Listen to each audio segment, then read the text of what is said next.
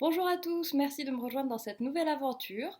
Pour ceux qui ne me connaissent pas, je suis Elisabeth Frantz, je suis auteure de Discussions avec les animaux, ce qu'ils veulent nous dire, un livre que j'ai écrit à base de communication animale de vrais animaux, dont leurs propriétaires, entre guillemets, ou gardiens pour ceux qui préfèrent, m'ont accordé leur confiance pour que je puisse mener ces interviews et puis écrire mon livre. Donc ce sont des chiens, des chats, des chevaux, vivants et décédés. Aujourd'hui, c'est pas directement du livre dont je voudrais vous parler. Je voudrais aborder un sujet qui nous touche beaucoup, qui m'a touchée récemment et qui a un peu aidé à la fin de la rédaction de ce livre. C'est le deuil de nos animaux de compagnie.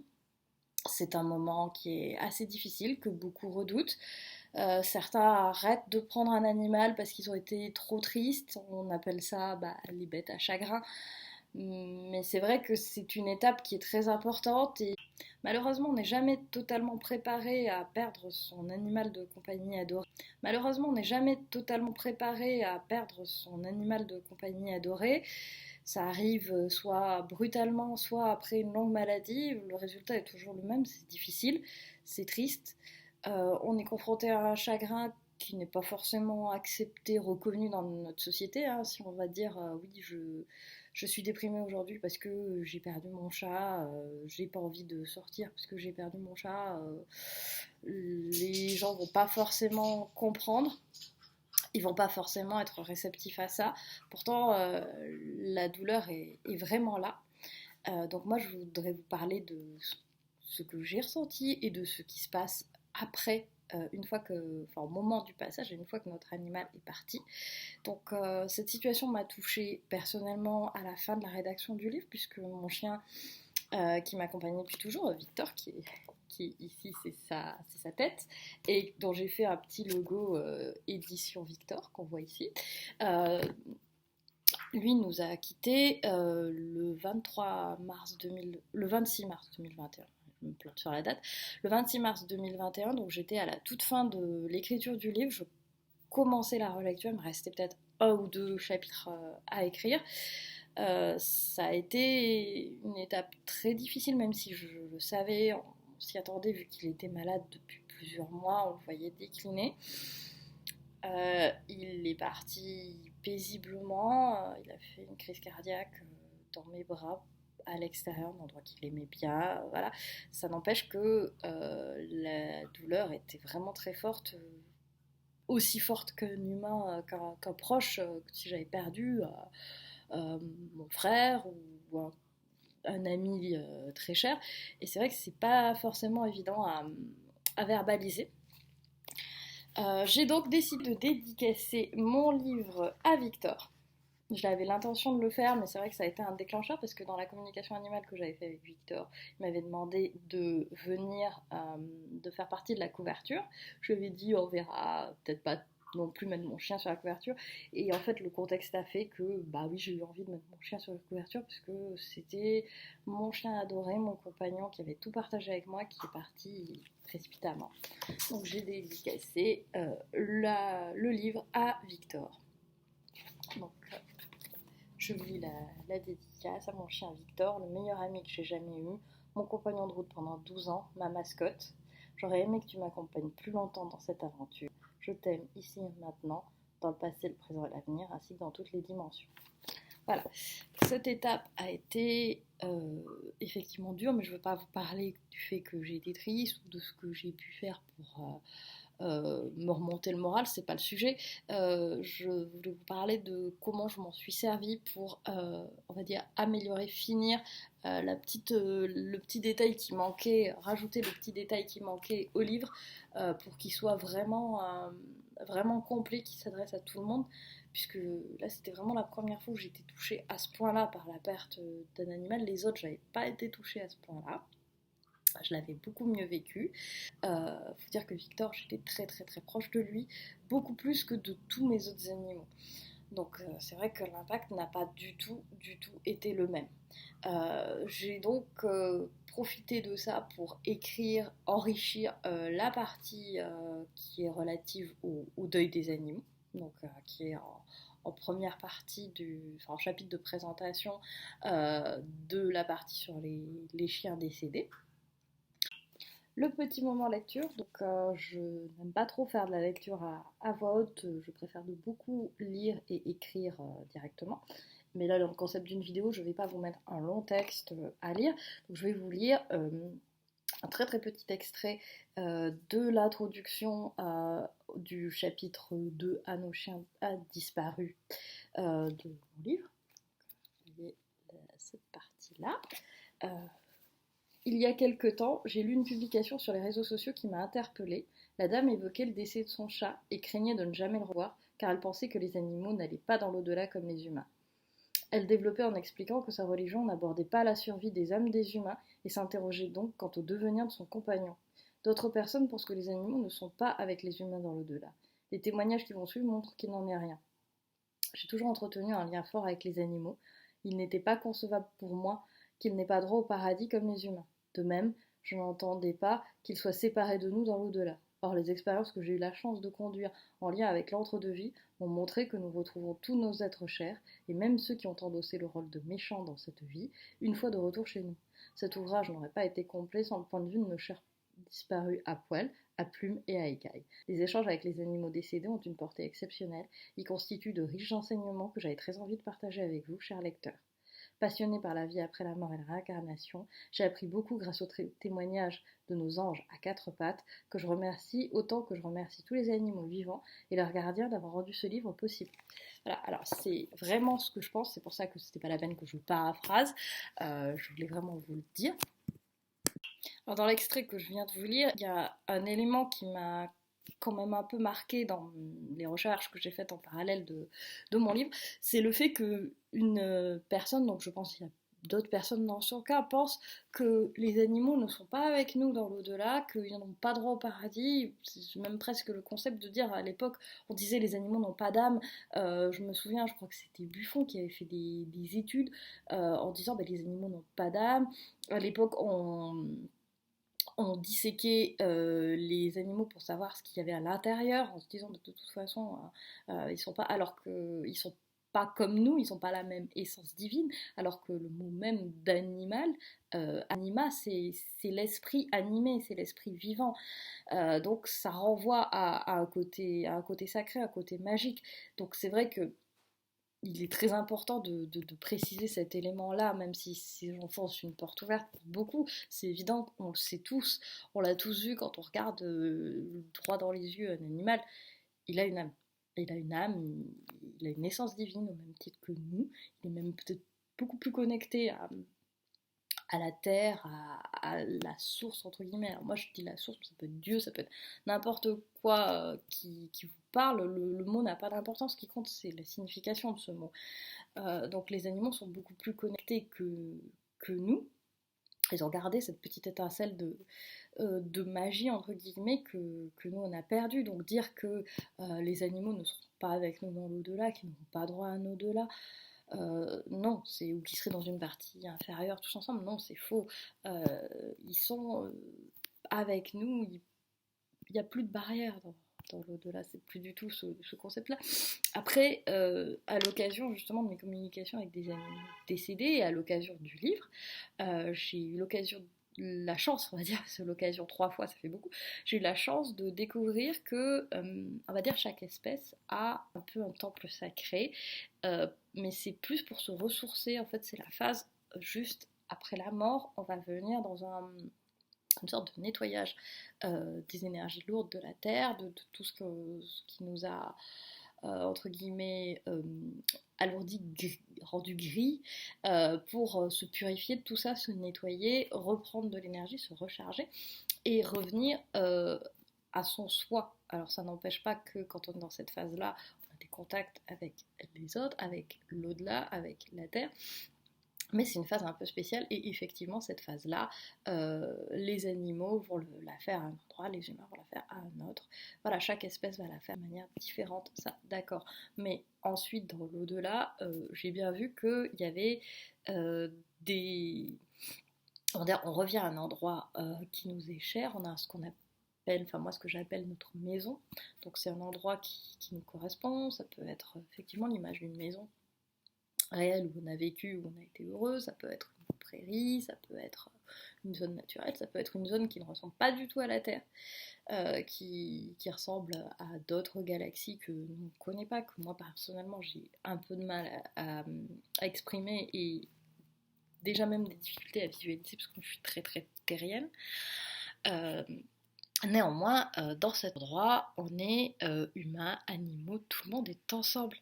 On est par groupe d'âmes. Et dans le groupe d'âmes, il y a des âmes de différents niveaux, il y a des âmes de différentes catégories. Et tout le monde ne va pas être que des humains, que des animaux, bien sûr que non. En plus, on peut passer de l'un à l'autre, même si c'est pas la majorité, même si c'est pas tout le temps. Rien n'est figé. Tout correspond à nos besoins d'évolution, à ce qu'on a choisi de travailler, donc nous et notre animal. Donc notre animal disparu, il va pas disparaître, il va pas disparaître avec son corps. Son corps va disparaître comme notre corps d'humain va disparaître, ça c'est sûr. Par contre, lui, son esprit va revenir, aller dans l'au-delà et rejoindre les êtres chers qu'il a et dont une partie, on garde une partie de notre âme dans l'au-delà. Les êtres chers vont rejoindre cet animal dans... L'animal va rejoindre ces êtres chers dans l'au-delà, la partie de leur énergie qui est restée là-bas, qui fait qu'on est connecté avec la source et avec notre petite intuition, on va dire, en permanence. Donc voilà, l'animal ne disparaît pas, ça c'est sûr. Ensuite, je voulais aborder un autre élément. L'animal peut nous entendre quand on lui parle et qu'il est mort. Il va pas forcément revenir physiquement, être là, présent, son fantôme à côté de vous. Ça peut arriver, notamment au tout début. Je vais vous donner un exemple concret. Quand je suis allée à la crémation de mon chien, parce que je suis allée comme pour un humain, je sentais qu'il était, je suis allée voir son corps, et je sentais qu'il était debout derrière moi, dans mes jambes. Pendant la crémation, je le voyais et je le sentais assis à côté de moi, et quand on est reparti, il est monté à l'arrière dans la voiture comme il faisait d'habitude. Mais c'était temporaire, c'était dans la phase, on va dire, de transition, où l'animal est encore plus ou moins rattaché à son corps, comme pour l'humain. Ensuite, il va pas venir en permanence, je le vois pas, je sens pas son esprit sur le canapé tous les jours. Par contre, si je me connecte à lui, je sens qu'il est là, qu'il me répond. Voilà, bah c'est ça qui se passe. Et alors, c'est un cheval qui m'a montré ça à l'occasion d'une communication, hein, parce que sa propriétaire venait de le perdre, elle était très triste. Il m'a montré qu'on voyait comment il la voyait à ce moment-là. Donc, il voyait comme une fenêtre qui s'ouvre, donc il était à un endroit dans l'au-delà, et sa propriétaire pensait à lui, elle pleurait, elle était triste, et il a vu comme une télé ou une fenêtre qui s'ouvrait à côté de lui, alors plutôt vers le bas, et il voyait en direct, comme s'il était juste au-dessus, juste à côté, ce qui se passait chez sa propriétaire.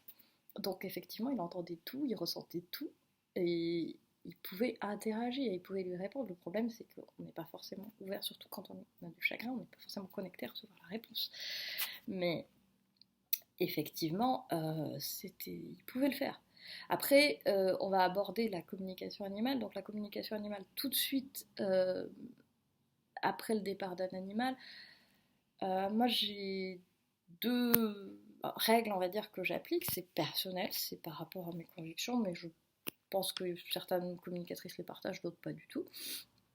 Je trouve qu'on peut faire une communication animale au tout début, effectivement, on va dire dans les 10 jours suivant le décès de l'animal, parce que là, il y aura cette connexion qui est récente. L'animal a encore des allers-retours avec la Terre. Ensuite, je pense qu'il faut attendre un peu, qu'il faut attendre quelques mois, on va dire 2-3 mois, avant de refaire une communication avec un animal décédé pour lui laisser le temps de se nettoyer, de se poser aussi. Le temps dans l'au-delà n'est pas du tout le même, donc pour lui ça va être une fraction de seconde, pour nous ça peut paraître très lent. Voilà, je pense qu'il ne faut pas trop l'attirer sur la Terre quand il vient de partir, même si c'est difficile, parfois attendre un petit peu, même pour nous ça fait du bien. Et on accueille beaucoup mieux les réponses qu'on va recevoir. Voilà, après ça c'est ma vision personnelle, je comprends très bien qu'il y a des gens qui ont besoin de le faire plus tôt. Dans certains cas, peut-être c'est nécessaire de le faire plus tôt, ça dépend cas par cas. Pour ça, il faut demander l'autorisation à l'animal, à son guide. Si ça vient, si l'animal vient, si ça se fait, c'est que ça devait se faire. Si vient pas, si vous n'arrivez pas à rentrer en communication avec lui, c'est que c'est pas le moment. Voilà, ça, comme pour tout, moi je pense qu'il n'y a pas de règle vraiment établie, dictée. C'est en fonction de chaque cas va être différent. Chaque binôme humain-animal va être différent, même au sein d'une même famille, un animal va avoir des rapports différents avec plusieurs personnes et voilà, le lien ne sera pas le même. Il faut prendre en compte tout ça, donc là je vous parle d'une manière générale de ce que je pense, mais dans un cas particulier on peut penser à autre chose. Voilà, ça n'a pas de caractère de vérité, voilà, c'est juste un avis. Enfin, il y a un autre élément que je voudrais aborder dans cette vidéo, c'est la question triste de l'euthanasie quand votre animal est vraiment au bout de sa vie, vous le voyez souffrir. Alors bien sûr, c'est plus facile quand l'animal part de lui-même. Moi, je craignais de tout mon être que je doive prendre cette décision. J'ai eu la chance que ça se passe pas comme ça pour aucun de mes animaux, mais voilà, je suis pas contre. Je pense que c'est nécessaire d'abréger les souffrances, aussi bien pour les animaux que pour les humains, mais ça c'est un autre débat. Je pense pas que ce soit nécessaire de retenir quelqu'un qui retient dans un corps qui n'est que douleur dans la matière. Voilà, parce que c'est tellement beau ce qui nous attend après que franchement ça sert à rien à part nous, à ceux qui restent, à nous aider et encore nous aider. Est-ce que ça vous aide vraiment de voir votre animal ou votre ami souffrir? Non, non, c'est pas bon. Au contraire, ça vous fait des mauvais souvenirs. Donc effectivement, ça c'est un choix, l'euthanasie, pour lequel vous n'avez pas à culpabiliser. Beaucoup de propriétaires culpabilisent. Alors effectivement, il y a l'aspect, le faire chez le vétérinaire, c'est un peu froid, c'est un peu hostile. Le faire à la maison, c'est mieux. Oui, bien sûr, mais il faut avoir un vétérinaire qui le fait. Moi, je sais, j'ai toujours dit, oui, je le ferai à la maison. Encore faut-il trouver le veto qui le fait, tous souvent pas le faire, tous les contextes ne s'y prêtent pas. On va peut-être pas faire euthanasier son chat devant son enfant qui a 5 ans. Voilà, il faut prendre en compte effectivement aussi chaque situation, mais vous ne devez pas culpabiliser l'animal. Il sait qu'il est au bout de sa vie. Vous n'allez pas tuer un animal en bonne santé qui avait envie de rester avec vous. Bien sûr, il a envie de rester avec vous, mais son corps ne le porte plus. Il le voit comme un fardeau. Donc, je reviens encore à Victor, mais la dernière communication que j'ai faite, c'était le jour de sa mort, c'était moins d'une heure avant sa mort. Et je sentais que son corps était tellement lourd, son esprit, en fait, quand il me parlait, je revoyais le chien joyeux, dynamique, que j'ai toujours connu, et c'était un tel contraste avec le corps que j'avais à quelques mètres de moi, qui était lourd, qui souffrait, qui se traînait, parce que chaque pas était dur. Donc bien sûr, quand on en arrive là, j'ai essayé de faire acte de miséricorde et on a la chance de pouvoir le faire pour les animaux. Donc bien sûr, oui, laissez-le partir en paix et il nous en sera que plus reconnaissant. Alors là aussi, j'ai mis dans le livre un extrait d'une communication animale que j'avais pas faite pour le livre à la base, qui concernait une personne qui s'inquiétait de ce que pensait son animal concernant le fait qu'elle avait dû le faire euthanasier, qu'en plus elle n'était pas là le jour de l'euthanasie, elle s'en voulait beaucoup, elle culpabilisait. Le récit qu'a fait sa chienne est vraiment magnifique, je vais vous le dire. Donc voilà, c'est l'extrait, c'est Lula, page 47, c'est le dernier donc chien vivant qui fait la transition avant les chiens décédés. J'ai choisi d'intégrer un extrait de l'échange avec cette chienne décédée car sa vision de la fin de vie de nos amis à quatre pattes était tellement bien exprimée qu'il était évident que je l'intègre à ce projet. La propriétaire de cette chienne décédée souhaitait se rassurer face à sa culpabilité. Elle n'avait en effet pas pu être présente le jour du décès de son animal qu'elle adorait. Je commence la communication. Elle m'attendait. Je la vois poser une passe sur mon genou comme pour m'apaiser, un geste d'amitié et de respect. J'en ai les larmes aux yeux, je ressens une forte émotion. Je n'en ai pas à lui expliquer que j'ai un message de sa gardienne. Elle me dit « je sais ». Elle attendait ma visite pour passer son message. Enfin. Elle n'a pas vu mes petits signes. Elle me montre qu'elle donnait des signes après son départ, des petits cailloux, des objets en forme de cœur qu'elle faisait tomber au passage de sa gardienne pour lui envoyer de l'amour de l'au-delà. Je vois une patte de chien, l'image d'un coussinet qu'on utilise dans les émoticônes et le symbole du chien-chat. Peut-être un autre signe. Ta gardienne voulait te parler des circonstances de ta mort. Non, je ne veux pas reparler de ça, c'est oublié. Tu l'as pardonné? Oui, car je n'avais rien à pardonner. J'étais dans un état second quand je suis partie. Elle ne se rendait pas compte de ce qui se passait.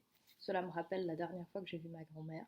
Je savais que c'était la dernière fois dans cette vie, mais je ne voulais pas l'accepter, j'ai essayé de me convaincre que je la reverrais. Ce sentiment revient à moi pour me faire comprendre la situation et mieux transmettre mon message. Je fais une parenthèse là pour les communications animales. Donc, un animal va piocher dans notre base de souvenirs. En fait, on ouvre son cœur, son esprit euh, à l'animal quand on fait une communication par télépathie, de cœur à cœur, on va dire, et d'âme à âme. Donc l'animal peut piocher dans des références, il va vous parler dans votre langue, il va vous parler avec des références qui vous parlent. Donc moi, il va me ressortir des références, des images, des sentiments que j'ai pu avoir pour m'expliquer ce que ça veut dire. Donc là, Lula a pioché dans des références de ma vie, de mon référentiel, comme on peut piocher dans des références d'images d'endroits que j'ai vus, mais souvent les endroits c'est l'endroit où ça s'est réellement passé, mais on peut utiliser, par exemple, ils vont utiliser des mots qui me sont assez familiers d'une manière générale, ou au contraire marquer quelque chose en utilisant un mot que j'utilise jamais pour bien dire bah oui ça c'est bien mon mot, mais pour expliquer, on va expliquer chacun à sa manière parce qu'en fait c'est nous qui retranscrivons ce que nous ressentons. Donc c'est un peu comme une médium qui va recevoir un message d'une personne décédée, c'est elle qui est canal, donc c'est le canal qui retranscrit ce qu'on lui dit, et pour que le canal comprenne, on est obligé d'utiliser voilà, un vocabulaire qui est clair. Voilà. Donc elle me dit, là, il faut arrêter cette culpabilité, avec Victor c'est pareil, un jour tu sauras que c'est le moment pour lui de partir, ne te reproche rien, tu as fait de ton mieux. Claire aussi. Dis-lui que je ne lui en veux pas, que je n'ai pas souffert, pas eu peur. Cette communication, je l'ai réalisée le 13 février 2021. Victor est parti un mois et demi après. Voilà, faut se préparer dans l'au-delà, on va dire aussi. Je vois une salle de veto, la table en métal avec le noir dessus, les murs blancs, un placard au mur sur le côté à l'arrière. Il y avait une femme brune avec les cheveux assez courts qui lui caressait la tête, mais elle voyait autre chose. 5 ou 6 chiens l'attendaient, groupés en cercle autour de la table, sa famille d'âmes. Ses guides étaient autour d'elle. Ils étaient là pour elle. Elle est partie avec eux en courant. Je ressens un soulagement de laisser ce corps fatigué et diminuer pour la légèreté. Je la vois partir avec eux comme monter un escalier. Je la vois courir dans un grand espace verdoyant à l'infini avec des papillons scintillants et des fées. Elle joue avec un ballon. Cette mort, elle l'a vécue comme une réelle libération. Voilà, c'est ce que je vous disais. Les animaux n'ont pas cette notion de mort, coupure, mort, tristesse. Même les humains d'ailleurs. Mais eux particulièrement, ils savent ce qu'il y a derrière. Donc ils n'ont pas peur, comme certains humains, d'y aller. Tu vois qu'il n'y a rien à pardonner. Je n'étais déjà plus moi quand je suis partie, et je ne sais pas si elle aurait pu soutenir mon départ. Au contraire, je suis partie le cœur léger, sans voir les pleurs de ma gardienne, mon âme sœur. Tu sais, nous sommes très liés, encore aujourd'hui. Je la surveille à travers la petite fenêtre. Voilà, la petite fenêtre, c'est ce dont je vous parlais. Les animaux m'ont plusieurs fois montré qu'ils observent le monde et ressentent des émotions de leur gardien encore en vie. Alors une fenêtre s'ouvre à côté d'eux, ils voient ce qui se passe sur Terre dans la vie de leur gardien très distinctement, en direct comme à travers une télé ou un écran de visio. Ce court échange me paraît de nature à déculpabiliser les personnes qui ont dû aider leurs compagnons d'une vie à partir dans la dignité. Cette décision est très difficile. Le deuil de mon compagnon est encore une chose taboue. Pourtant, il est tout aussi difficile de perdre un animal avec qui on a partagé son intimité pendant des années que de perdre un être cher. Cette étape est d'autant plus difficile quand on est à l'origine de cette cassure. Lula nous apporte ici un témoignage d'une grande vérité, d'une rare beauté. N'en veut pas à sa maîtresse de son absence ni de son choix. Voilà.